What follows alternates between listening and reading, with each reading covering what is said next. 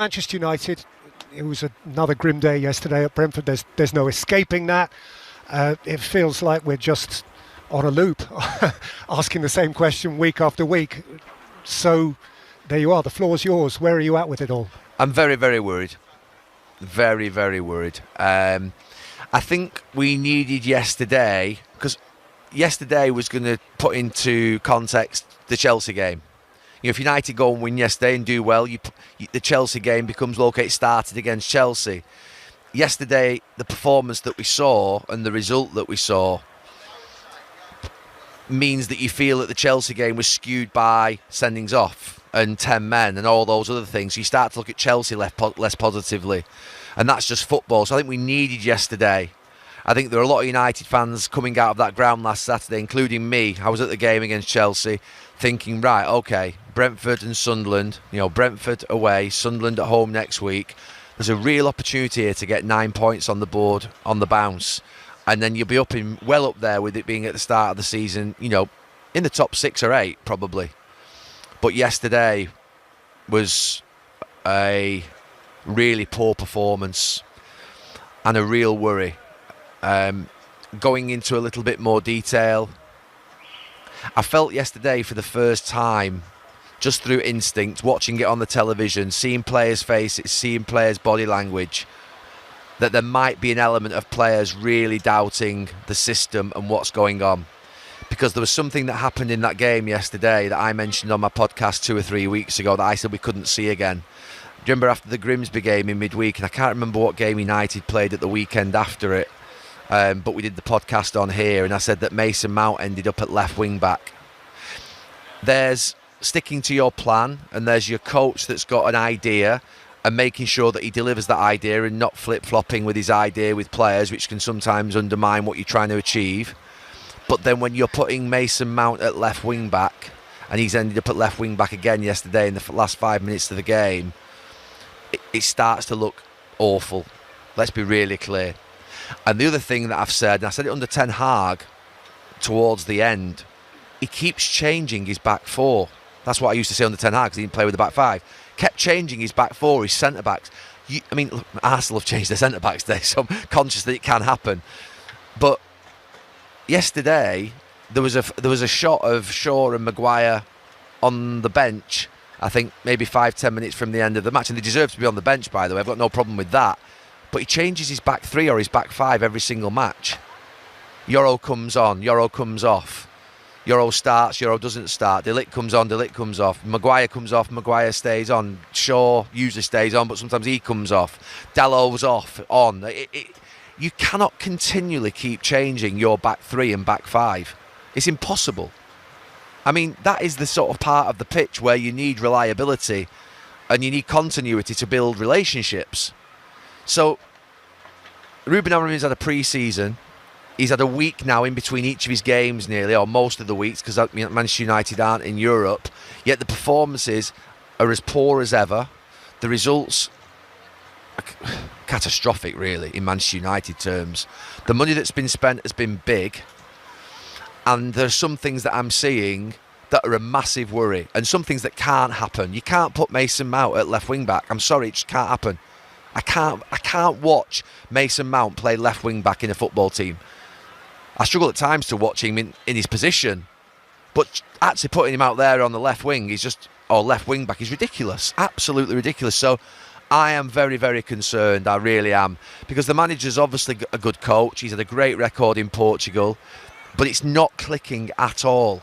It's not clicking. And the thing is, for me, and I said just before, maybe I didn't finish what I was going to say, but it looked to me like the players and the idea are not connecting at all. You could just see their body language and their faces. And yeah, a problem. It's a big problem. So what next?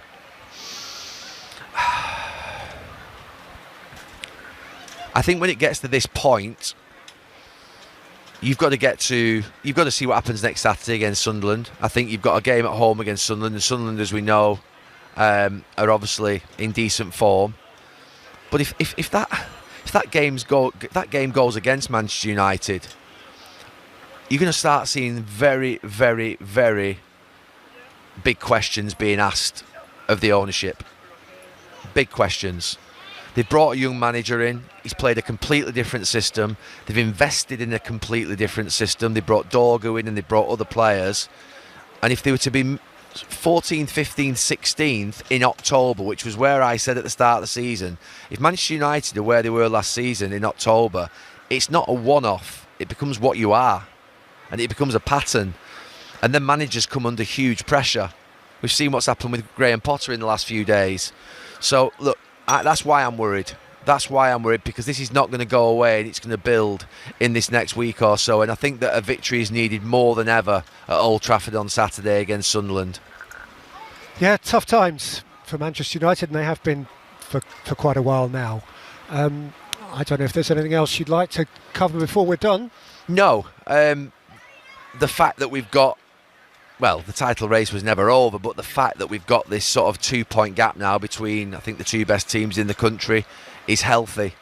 And yeah, I'm just seeing Eddie Howe's face here. Imagine tonight, honestly, for a football manager, they go home and they put everything into the week. And yeah, but I think for Arsenal, that's the story of the weekend. What's just happened there? That's very, very big for Arsenal. Just on the game itself, because we can overload with stats, can't we? We've spoken about the points return, but I mean, I couldn't believe it. I had to keep checking over and over again. Back-to-back Premier League wins have eluded Ruben Amorim since he's taken over.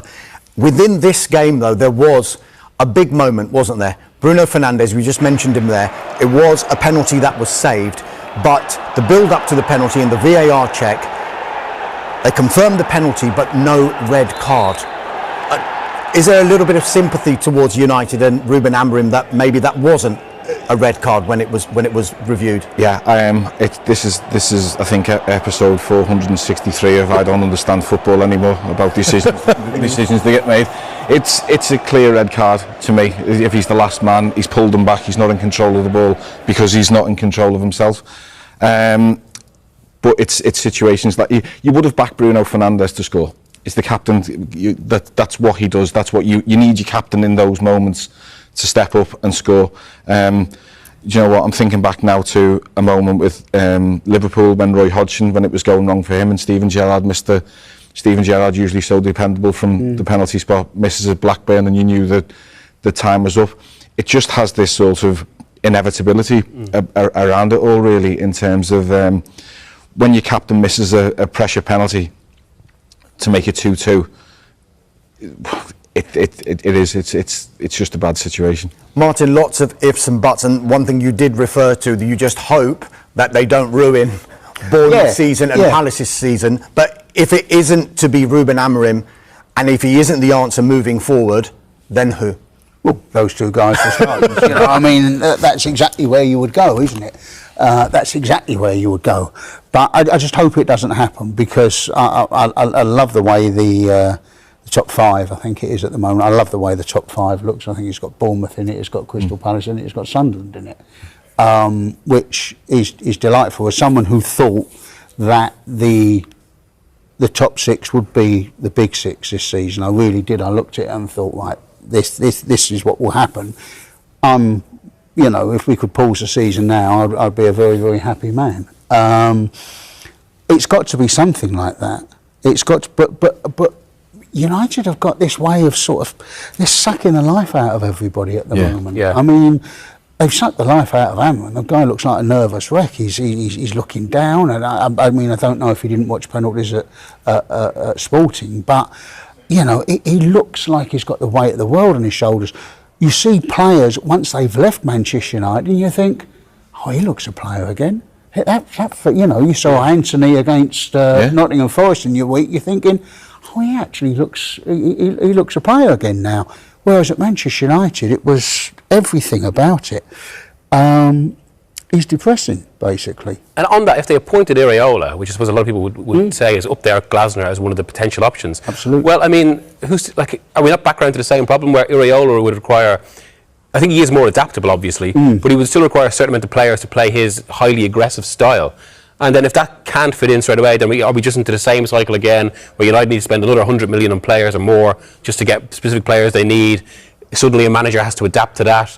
And which again comes back to this same issue. You decide on what sort of club you want to be, rather than kind of continually responding. It's like they're always chasing themselves and chasing it, which is exactly, fits into your point about how they pointed in mid-season. It's the worst run club in football.